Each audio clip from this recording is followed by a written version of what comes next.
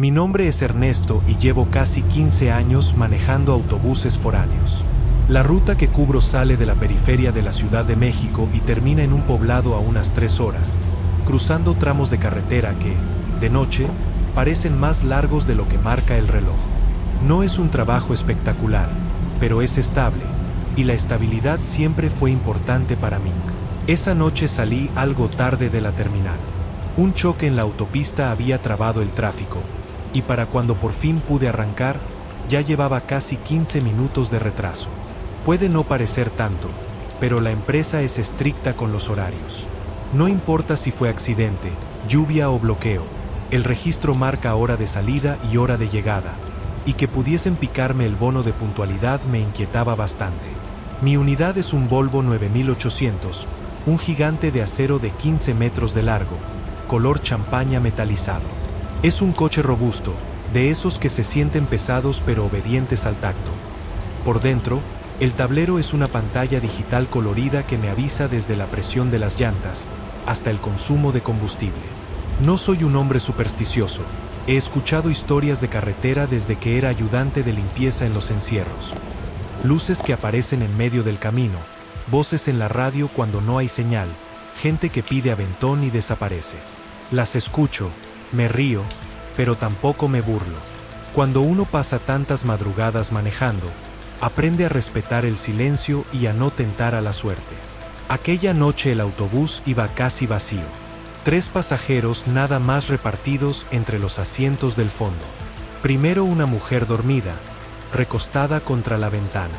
Más atrás, del lado derecho, un señor mayor miraba fijo hacia la oscuridad de afuera, como si esperara reconocer algo entre los pastizales. Y en la fila de la izquierda, un muchacho con audífonos iba encorvado hacia la pantalla digital del asiento delantero, iluminado por el brillo de la película que estaba viendo. Y eso era todo. Pasando la última zona con alumbrado público, la carretera se volvió una franja negra apenas cortada por mis faros LED. Hay tramos donde no hay postes, ni tiendas, ni casas. Solo monte bajo y la línea blanca que vibra bajo las llantas. Ahí es donde más se siente la responsabilidad. Cualquier cosa en el camino depende de uno. En la cabina, el siseo constante de los frenos de aire y el ronroneo del motor a mis espaldas son mi única compañía. Por política de la empresa está estrictamente prohibido subir pasajeros fuera de terminales o paradas autorizadas. No importa si es de día o de noche. Es por seguridad. Asaltos, falsos retenes y problemas legales.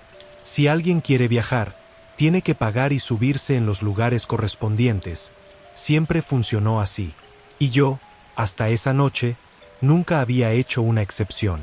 Recién la vi cuando ya llevaba más de 30 minutos sin cruzarme con otro vehículo. Al principio pensé que era un señalamiento reflectante, algo que mis faros estaban deformando, pero no. Era una figura baja pero voluminosa. Estaba a un costado de la carretera, donde no había acotamiento real, solo tierra y monte. La figura levantó la mano hacia la carretera, no fue un gesto desesperado, pues no agitó los brazos, solo lo alzó despacio, como si supiera con seguridad que yo la iba a ver. Tuve unos pocos segundos para pensar qué hacer. Había decidido ignorarlo y seguir de largo, por si acaso, hasta que noté que se trataba de una anciana. Me resultó muy extraño. Ella estaba en medio de la nada, con absolutamente nada a su alrededor. Ni coche averiado, ni luces, ni más personas acompañándola. Yo solo podía ver esa figura encorvada bajo mis faros, a kilómetros del pueblo más cercano. Primero pensé en lo que podría pasar si me detenía. Claro que estaría incumpliendo la norma. Pero luego pensé en mi madre. Pensé en qué clase de persona deja a una anciana sola en medio de la carretera, de noche, muy lejos de todo. Así que tuve que hacer una excepción, y reduje la velocidad. Noté de inmediato que los 2 pasajeros que iban despiertos se desconcertaron y miraron afuera, pero no dijeron nada. Entonces me orillé lo suficiente para no invadir el carril contrario y abrí la puerta delantera. Cuando la luz interior del autobús cayó sobre ella, la vi mejor. Estaba encorvada, sí, mucho más de lo que parecía desde lejos. Llevaba un rebozo oscuro que le cubría la cabeza y parte del rostro. La tela era gruesa y pesada. Debajo asomaba una falda larga, también oscura, aunque no pude distinguir el color exacto, tal vez marrón o morado. Ella subió los escalones con lentitud, sin apoyarse en el pasamanos. Debo admitir que estaba un poco nervioso.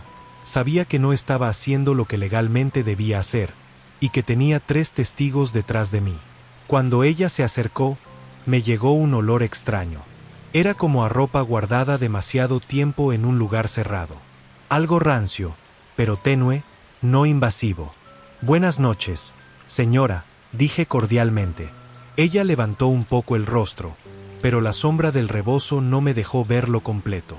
«Lléveme al hospital más cercano», dijo con firmeza. Su voz era rasposa, como si cada palabra le costara trabajo. «¿Al hospital?», repetí, para asegurarme de haber entendido bien. Ella asintió apenas. Yo miré el reloj del tablero. Seguía bastante atrasado. Además, ya había hecho una excepción con ella al detenerme. Mucho más no podía hacer. «Señora, mi ruta no pasa por el hospital», le expliqué.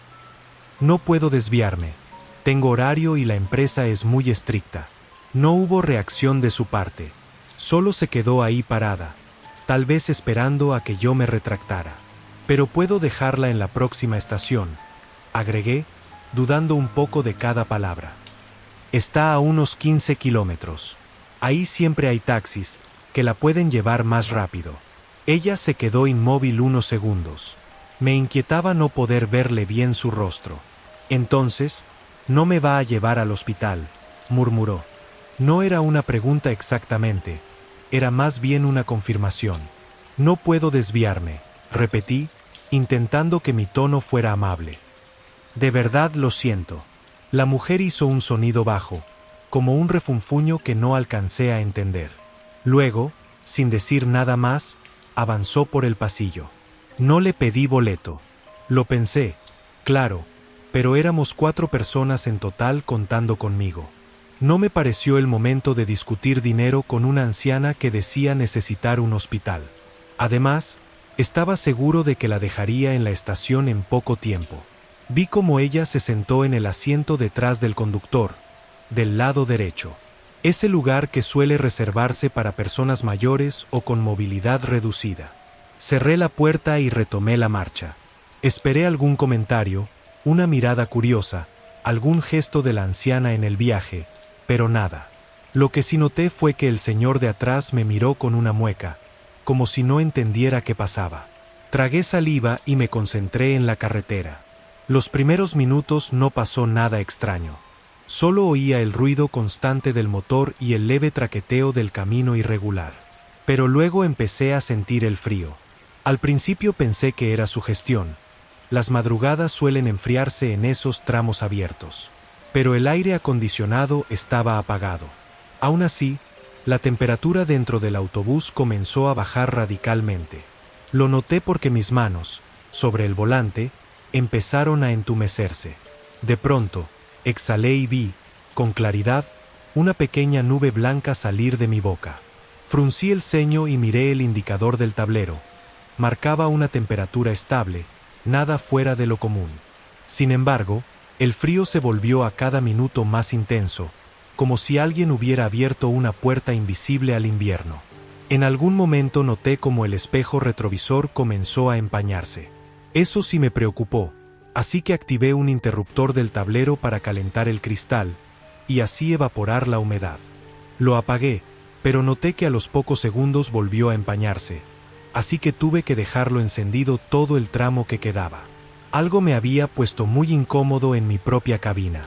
No podía decir bien el qué, pero estaba seguro de que esa anciana tenía algo que ver. Por algún motivo, sentí como el corazón empezó a latirme más rápido. No quise voltear directamente hacia el asiento detrás de mí, tal vez solo era sugestión, pero me limité a observar de reojo.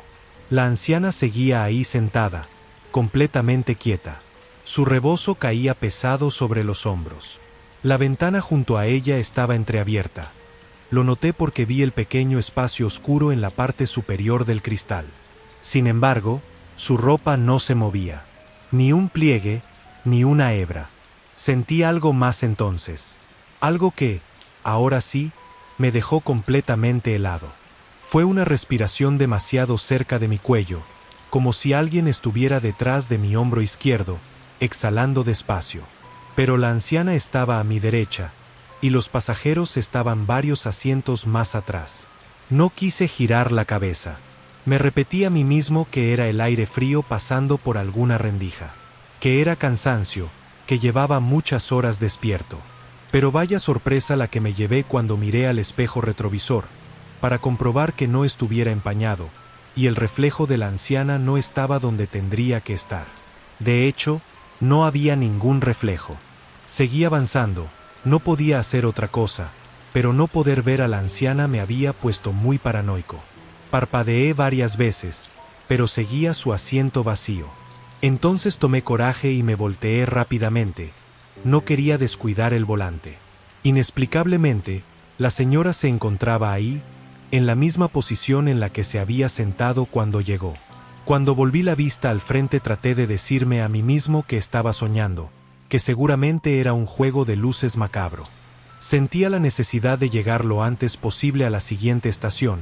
No quería estar en el mismo autobús que ella ni un segundo más. Pero los kilómetros parecían más largos de lo habitual. En algún punto, sentí un leve crujido detrás de mí, como el sonido de tela deslizándose contra el asiento. La anciana se puso de pie. La vi por el rabillo del ojo. Noté que no se apoyó en nada, simplemente apareció levantada y encorvada, a mi derecha, intimidantemente cerca, y aún así seguía sin poder verle el rostro. ¿Entonces no me va a llevar al hospital?, dijo con un tono frío y seco, que sonó a ultimátum. Ya le expliqué, señora, respondí, intentando que mi voz no temblara. No puedo desviarme. La voy a dejar en la estación. Es lo más que puedo hacer. Hubo un silencio espeso. Por un instante pensé en justificarme más, pero sentí que lo que sea que dijera solo empeoraría la situación. Ella no se veía herida, no parecía estar sangrando ni tener dificultad para caminar. Solo estaba ahí, cubierta por el rebozo, como si ocultara algo bajo el que no quería mostrar. Pensé que si fuera algo realmente urgente, ella habría pedido ayuda de otra manera. Y ese pensamiento, por primera vez en la noche, me hizo desear no haber frenado. El silencio que quedó después de mi respuesta fue tan pesado que me obligó a mirarla. Giré apenas la cabeza, lo justo para confirmar que seguía ahí, pero no estaba. Ni a mi lado, ni en su asiento. Parpadeé varias veces, confundido. Los 3 pasajeros seguían en sus lugares, ajenos a todo lo que estaba pasando. De pronto sentí que la garganta se me cerraba. ¿En qué momento ella se había ido? Intenté convencerme de que se había movido hacia la parte trasera del autobús, fuera de mi ángulo de visión. Esa era la única explicación lógica.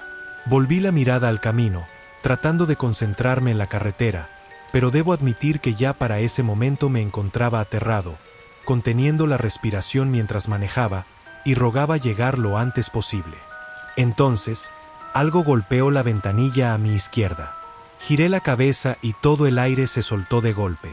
La anciana estaba afuera, aferrada al marco de la ventana del conductor, como si hubiera aparecido flotando junto al autobús en plena carretera. Pero eso era imposible. Íbamos a más de 80 kilómetros por hora. Su rebozo ni siquiera se agitaba con el viento.